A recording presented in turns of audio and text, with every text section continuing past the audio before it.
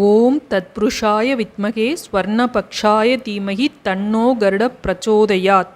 ஆடி அமாவாசைக்கு 5ஆம் நாள், அதாவது பஞ்சமி திதி என்று தான் கருட பஞ்சமி கொண்டாடப்படுது.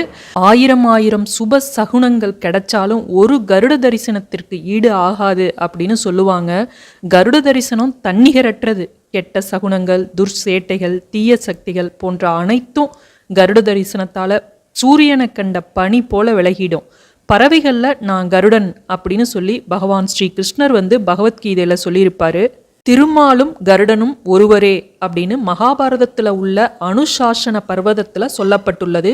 ஞானம், பலம், ஐஸ்வர்யம், வீரியம், அதீத சக்தி, தேஜஸ் போன்ற 6 விதமான குணங்களுடன் கருடன் திகழ்கிறார். திருமாலை போல 8 விதமான சம்பத்துக்களை கொண்டு பக்தர்களுக்கு அருள்பாலிக்கிறார். இத்தகைய சிறப்புமிக்க கருடனின் வழிபாடான கருட பஞ்சமிய பழங்காலத்தில் இருந்தே வழிபட்டு வருவதாக புராணங்கள் சொல்கின்றன. கருட பஞ்சமி நாளில் அதிகாலையிலேயே எழுந்திருச்சு குளிச்சுட்டு பெருமாள் கோவிலுக்கு சென்று அங்கே இருக்கக்கூடிய கருட பகவான் சன்னதியில் தீபம் ஏற்றி வழிபட வேண்டும். கருடனுக்கு உகந்த மந்திரங்களை சொல்லி வழிபடுவது மிகவும் சிறப்பு. பெருமாள் மற்றும் தாயாரை வணங்கி கோவிலை வலம் வீடு திரும்பலாம். உங்களுக்கு வாராகி தாயை ரொம்ப பிடிக்கும் அப்படின்னா வீடியோவுக்கு ஒரு லைக் போட்டுட்டு பதிவை தொடர்ந்து பாருங்க.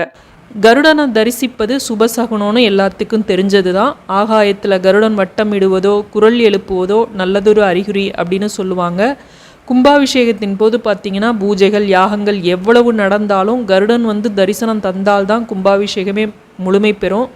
இவ்வளவு சிறப்புமிக்க கருடனை வழிபடுவதனால என்னென்ன பலன்கள், அதுவும் அந்த கருட பஞ்சமி நாளில் நம்ம வழிபட்டோம்னா எவ்வளவு பலன்கள் அப்படிங்கிறது சொல்ல முடியாத அளவு இருக்குது.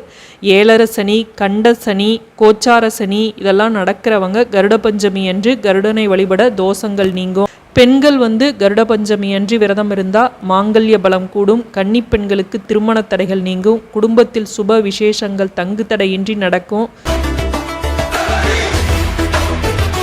இவ்வளவு சக்தி வாய்ந்த இந்த கருட பஞ்சமியை நம்ம தவற விட்டுடக்கூடாது.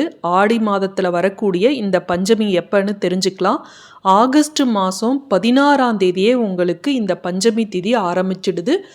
ஆனால் ஆகஸ்ட் 17ஆம் தேதி தான் இந்த கருட பஞ்சமி இருக்குது. ஏன் அப்படின்னா ஆகஸ்ட் 16ஆம் தேதி இரவு 8:15க்கு மேலே தான் பஞ்சமி திதி ஆரம்பித்து ஆகஸ்ட் 17ஆம் தேதி தான் அன்றைய தினம் முழுவதுமாக பஞ்சமி திதி இருந்து இரவு 8:26க்கு பஞ்சமி திதி முடியுது. அதனால் ஆகஸ்ட் 17ஆம் தேதி தான் இந்த கருட பஞ்சமி, நாகப்பஞ்சமி அப்படின்னு சொல்லக்கூடிய நாள். இந்த கருட பஞ்சமி என்னைக்கு அப்படின்னு குறித்து வச்சுக்குங்க.